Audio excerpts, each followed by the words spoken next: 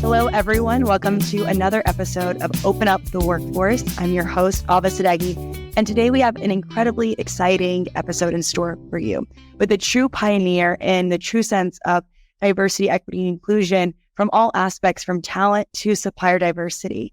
I'm joined today by Monique Lanaux, who's the Chief Diversity, Equity, Inclusion, and Belonging Officer at Albertsons. Monique, can you share with our listeners a little bit more about your background and what led you to your current role? Absolutely. And thank you, Ava, for inviting me here. As Ava shared, I am with the Albertsons Companies. We are your neighborhood local grocer. I've been with Albertsons since October of 2020, and I had a pretty interesting journey, if I would say so myself. I joined Albertsons in the height of COVID, and it was an incredible opportunity to lead an HR function of a newly created division. So within our organization, we're in 34 states in Washington, D.C. We were creating a new division, and that division was in the mid-Atlantic area of the country. I lived in the D.C. metro area, and I had a wealth of experience in change management, in change effectiveness and org effectiveness to help teams navigate through coming together and really operating as one, or we call it at Albertsons, one best way. So I was extremely excited about taking on the opportunity where I could lead the HR function for a newly created team that was really bringing together two deeply successful banners, and that was Acme Markets and Safeway Eastern, to become the Mid-Atlantic division. Did that work for about a year, had an opportunity to also help the team acquire two additional banners. They are, we called higher end specialty banners in Kings and Balducci's. So if you're from the tri-state area, you may be familiar with Kings and Balducci's. There are two high-end grocers that really offer specialty service outside of traditional grocery. And those organizations were acquired into the Mid-Atlantic division. So really a lot of change happened, a lot of reset on process and systems. And for me, I really enjoy helping teams to understand the importance of process. I always say process will set you free because it helps you to know there's a repeatable way that you can execute with excellence. And that was the bulk of the work that I focused on. And then about a year later, in late February, early March, the CHRO of our organization reached out to me and he said, "Hey, I really think we have an opportunity to get more synergy in the diversity, equity, inclusion space, as well as the talent space. And I want to bring those two roles together." And I thought, oh, that sounds really fantastic. And he said, "Great, I would like you to lead that area of the organization." And I said, "Oh, okay." So talk about an assignment and a blessing. And I say that because prior to joining Albertsons, I was really interested in getting back into the diversity, equity, and inclusion space. However, I always say opportunity shows up sometimes a little differently than you expect. So although I took a HR business partner role to join Albertsons, I was able to transition into the work that really was a burning passion that I've had for many years and had an opportunity to focus on at my prior employer. So here I am. And then I would say about a month and a half ago, we agreed as an organization that we wanted to have specific focus in the DE&I space. So I moved exclusively into the Chief Talent, Diversity, Equity, and Inclusion Officer role that I'm in today.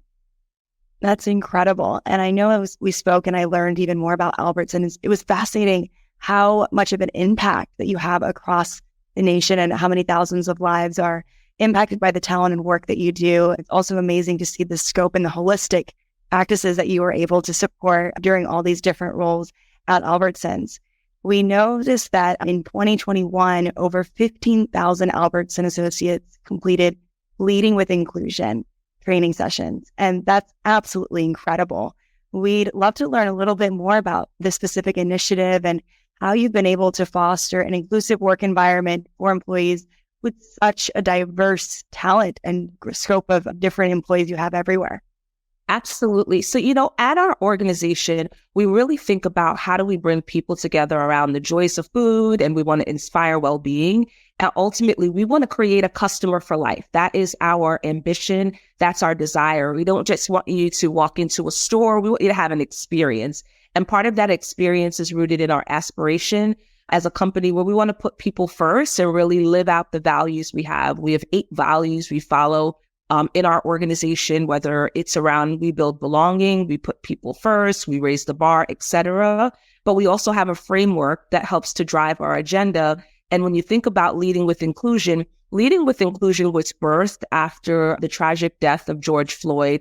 As an organization, we said, if we want to really help to enable our workforce to build belonging and to create an inclusive environment, we have to be able to educate our leaders in a way that's meaningful, that's impactful, but more importantly, it can be done in a way that helps to allow us to design a workshop where we can bring to life the element of inclusion and belonging. So the objective of the workshop that was created is to really think through how could we create a space where our leaders are able to understand really, I won't say they're simple concept, but there are concepts on how you lead yourself, how you lead others, and how you can really think through ways to be interactive in a safe environment and really have those courageous conversations around topics that fall into the diversity, equity, and inclusion space. So we designed this workshop to really heighten awareness, to educate individuals around bias,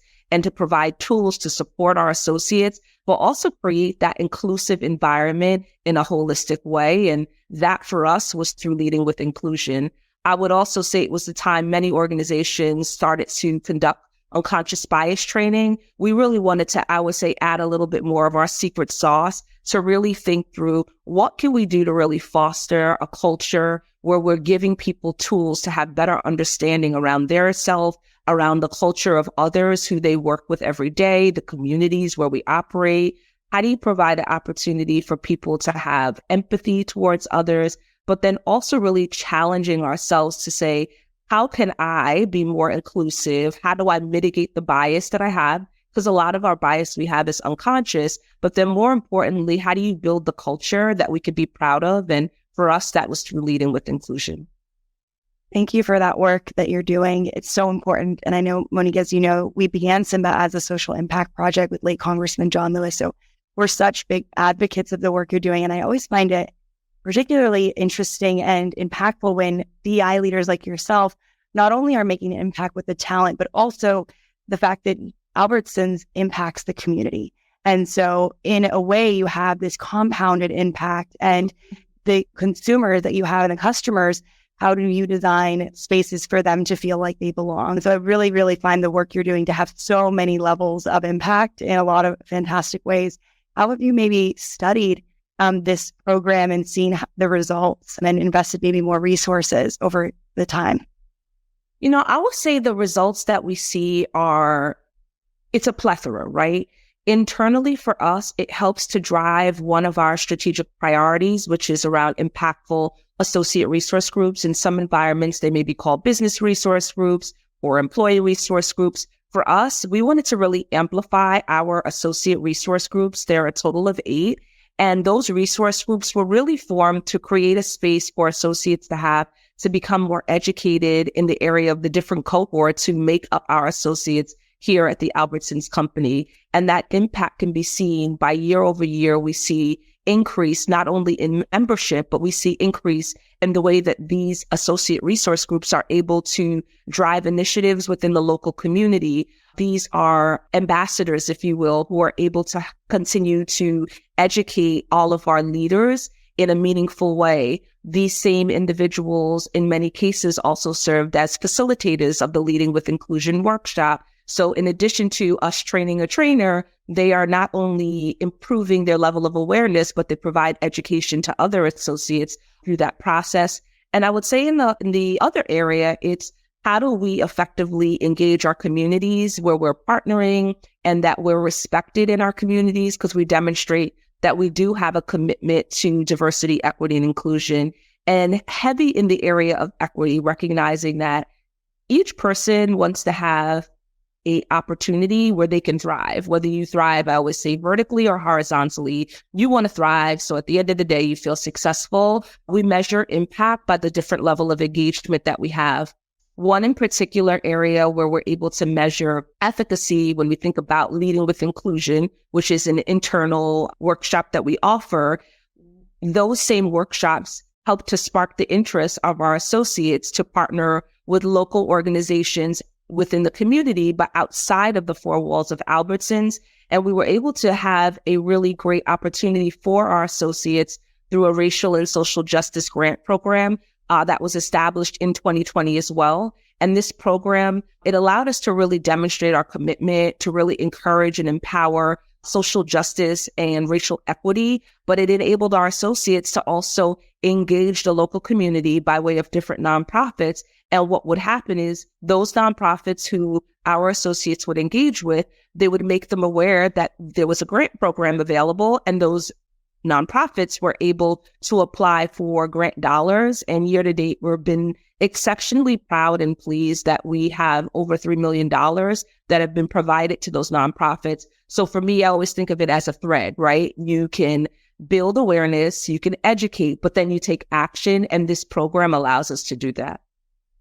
That is so powerful and so beautiful. I love those specific examples too, working with nonprofits. And yes, I think that, when you bring in nonprofits that you really care about and they are impacted by your employer, I think it really makes you proud of where you work in so many ways. So that's really, really powerful. And I'd love to double down on equity and understand how you maybe think about equity in terms of career advancement, because we know you support so many different types of employees, and love to understand how are you thinking about doing that in an equitable space for all types of employees?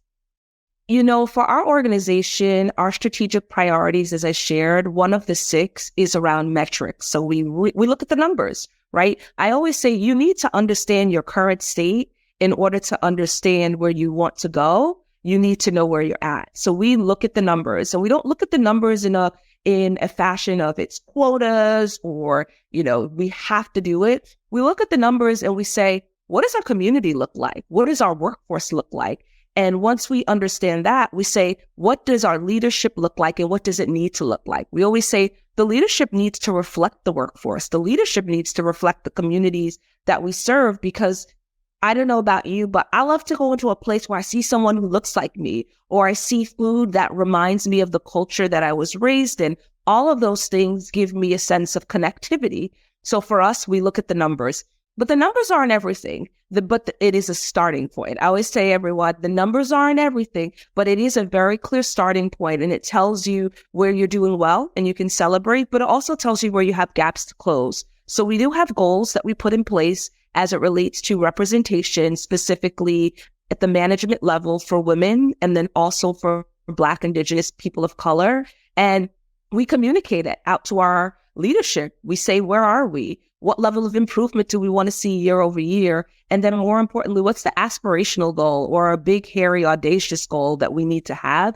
And we have those in place for our teams to strive towards, so that we are creating the right cultural landscape and that we are reflective of our workforce. And more importantly, we reflect the communities where we operate. I think that is so important for your organization to reflect the community, because you enter the community as a local grocer is important, as so much is reliant on trust and credibility. And ultimately, people want to be seen. I couldn't agree more with you in so many ways. I'm nodding along. I know this is a podcast, but especially the idea of, walking into a room where there is someone who looks like you and feeling that essence of connectivity and belongingness, yes, especially as, even a business, right? How are you supposed to really effectively serve your consumer and your customer if you don't look like that? And you can't understand and have those empathetic values and relate in a lot of ways. So I think that is so incredibly important. You mentioned the metrics you look at, you mentioned process, and this gets me so excited. Can you share a little bit more about the innovative technologies or practices or new things that maybe you're doing now or excited to be trying out in the space? I think the first thing you do before you even go into innovation, which is extraordinarily important, you want to get the basics right.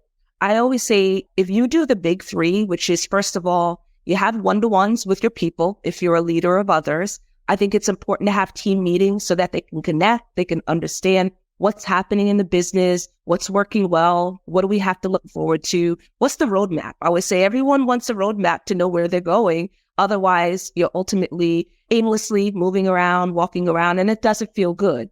And I think the last thing that you have to do with your team is you have to reward and you recognize them. From there, we have introduced technology that also enables us to execute our talent management process in a very effective way. So talent management in its simplest terms for us is, how do we set objectives, smart objectives, so that they're specific, measurable, attainable, relevant, and time-bound, and we input them into a system. We also then encourage our leaders to meet with one another to confirm that these are goals that will help ladder up and drive our organization to be profitable and successful. We encourage our folks to also meet periodically throughout the year to have check-ins to make sure that what we said we want to do is still possible. Are there resources that you may need to be successful? Perhaps maybe your job has changed throughout the year, so we need to make some edits in terms of what we expect of you. And then, of course, we close out the year to really do a reflection back. Did we do what we say we were going to do? And then more importantly, what are we going to do into the next year? So it's a cyclical process. Equally as important in our organization is talent planning. And that's really helping us to say, how do we again take the data? How do we incorporate the appropriate talent intelligence to really think through what needs to be the landscape of our organization in terms of who's doing the right work at the right time with the right people? And for us, we really try to think about it in terms of bench planning, readiness, what level of development or growth we need to provide to you to ensure that you could be a successful leader, not just today, but I always say 2 levels out, because everyone wants to have, I believe, a full career, right? And it may not be the career that leads you towards the CEO, but it's an important career that's going to add value to the organization. So we really, again, we go back to our data. We really think through the different ways that you can procure talent, right? You can export talent from the outside. You can build talent from the inside, but you have to understand what buy or build model you really want to leverage, because I think it's a blended version that you want to have, because, of course, if you work for a company, you want to know there's growth, but you also want to know how you can equally infuse into the company different ideas. Because to me, that goes back to the idea of diversity, right? Diversity of mindset and experience. And that can't be done if everyone, I would say, is cut from the exact same cloth. It virtually becomes impossible. So those are just a few things that we look at. We love all the aspects of talent planning and on this concept of building talent, especially because when we built Symba, it was really this notion of how do we open up the workforce so everyone can get their foot in the door. And this roadmap element that you talked about, I think employers need to spend some more time investing and building out that roadmap and communicating that roadmap. I know when we first connected, you shared a lot about how you are innovating and building and designing a really exciting early career initiative and program across the board at Albertsons. Can you share a little bit more how you've been going about that process and how you think about building talent?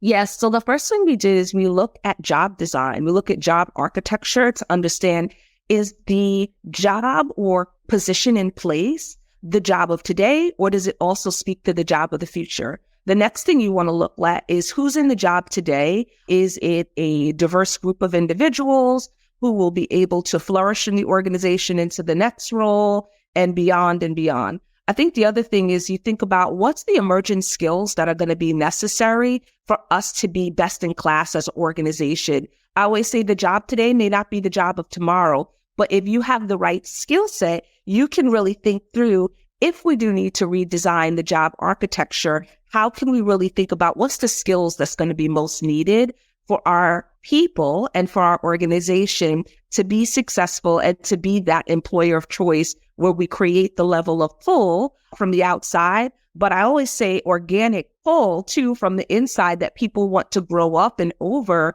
within your organization, because retaining talent is equally as important as bringing in talent, because ultimately, the best of environments, you want to be able to have a solid foundation that consists of great people who want to be here and be able to drive the organization to the next level. I would say the second thing that you really want to look at is how do you enhance a talent attraction strategy to really make sure that you are hiring individuals to fill critical roles, but also you want to optimize the job experience to better compete, because it's very competitive. I believe maybe, 20 plus years ago when I got into HR, I remember hearing an executive say, the war for talent. And I thought, the war for talent, there's no war going on, right? But it stuck with me. And like, here we are 20 years later, and it is a war for talent because everyone wants the best and the brightest armor. You know, they say iron sharpens iron. So you want to have the best team who's doing the right work at the right time, because ultimately, if you're able to do that, you move the needle, right? You move it in an authentic way, you move it in an effective way. And as any organization, much like ours, we want to be, I would say, we want to be around. We want to be relevant. And in order to do so, you have to have all those different pieces to the puzzle. And of course, the final one I think is so important is making sure that it has diversity, equity, and inclusion embedded in the process throughout. So whether it's within the hiring process, when you look at top of the funnel, when it's in the learning and development process, when you think about experiences and how leaders like to learn and how they're able to learn most effectively. And then I think you also have to look at who's getting promoted, right? We're going to measure promotion, and not just promotion in a peanut butter way. You want to look at it in terms of parity, in terms of what's the available pool of people who would be eligible, and are they moving through the system in a way that's in lockstep with one another. So we either look at it men and women, we look at ethnicity, we look at tenure, right? Because we want to also be mindful that we have people at so many stages of their career, but everyone who I talk to, they all want to be successful. So we look at many different attributes or leading indicators that help us really continue to ensure that we are being an environment where people can thrive and they belong, or at least feel like they belong. Gosh, Monique, I feel like we need a follow-up just because I love the questions that you ask, right? I feel like you come to this space with such a great form of inquiry, and I'm going to go back and listen to this and just write these questions back, because you ask, what are the skills we need now and what are the skills we need in the future, especially when you think about, we want to be around. And I get very excited speaking with leaders like yourself when you think about the future, because there's a lot of question marks right now. What does the future hold? Will this job be automated? Do I have a future here? And what is the roadmap that my employer is giving me to give me confidence that I do have a future, I do have job security? So these are such powerful questions that I think we need leaders asking more and more. So I appreciate you for sharing that with us, and would love to know what's next on the horizon when you think about the work you're doing in diversity, equity, and inclusion. You've launched incredibly great work with supplier diversity. Can you share a little bit more about that? Absolutely. For our team and all of the teams outside of DE&I, we really think about it in terms of short and long term. And we also build out what we call our roadmap. So we look at our current year, we look at the next year, and we would even venture to say at least 3 years out. And the reason we look at 3 years out is you really need to have 3 data points to understand a trend. So for us, when we say 3 years out, we really want to have that strategy, but also build in the different work streams that help to drive the strategy. So for our teams today in the 2023 year, we call it the fiscal year 2023 year, it's all about how do we publish and be transparent with our goals? How do we improve and enhance our measurement systems? And then the next year, we'll continue to publish our goals, but now we want to be able to create reports. This is being able to reflect and share what we've accomplished. And for our teams, it's a plethora of areas. It's whether it's around community, whether it's around building and enhancing DEI and B, or if it's in the space of supporting and enhancing supplier diversity. Those are all 3 really important buckets for us. And then I think, in year 3, it's around how do we now then build community with diverse associates, customers, and consumers? Because to me, it's an in-reach and outreach effective model that you want to have. I say in-reach for us is you want to be able to excite the associates who work in an organization. They're the best ambassadors. But it's then equally as important to say, well, what's the consumer saying about us? What's the customer saying? So there's a lot of different internal and external relationships you need to navigate. But I would say at the base of it all, it really is the values of the organization. And to me, I always tell our teams, that's what you do when no one's watching. And if you follow your company values and you operate under the purpose and you maintain the ambition and you do it because it's right, not because you have to do it, you do it because it's the right thing to do, you'll be successful. Any organization that you're in, ours included. Yes. And plus everything else Monique is sharing about these frameworks. And the processes and the data. I appreciate that you talked about the trends too, thinking about the data points and how it's a long-term impact. And sometimes that can be frustrating with talent where you build a strategy and you want to see change right away. So appreciate that you say, this is not a Band-Aid solution. This takes time and you need to be constantly analyzing this throughout. So appreciate that you are doing the hard work and continuing throughout. One question we like to wrap up these interviews with is around our mission at Symba, which is to open up the workforce. And our tagline, it really means, how do we create a future of work that is equitable, that gives access to jobs and wealth creation? We'd love to get your perspective on what are the next steps leaders need to take in order to truly open up the workforce. For me, what I think about is leaders just have to have a intentional and purposeful commitment to creating space where people can be who they are. I think our roles as leaders is to bring out what's already great in people. And it sounds simple, but it's actually harder to do than people estimate when they embark on the leadership journey. And the reason I say that that's really important is because when you are harnessing up and out what people have within them, they get deeply committed and they really want to perform as well as possible because they feel good about what they do. They feel proud about who they are. That they also feel this level of confidence that somebody has their back. And I think to me, that's, I always call that's the table state. I think the next thing to open up the workforce is we have to really be clear what we're doing. In our environment, we say we want to really increase diverse representation of talent across the organization, from a part-time associate up to the CEO. That matters to us, and that we have to reflect the rich diversity of the communities we serve. The second thing I would say to open up the workforce, you have to foster a intentional, inclusive culture where you embrace difference and you are driving innovation to accelerate that growth. Because if we don't embrace and foster an inclusive culture, you can operate as a company without heart.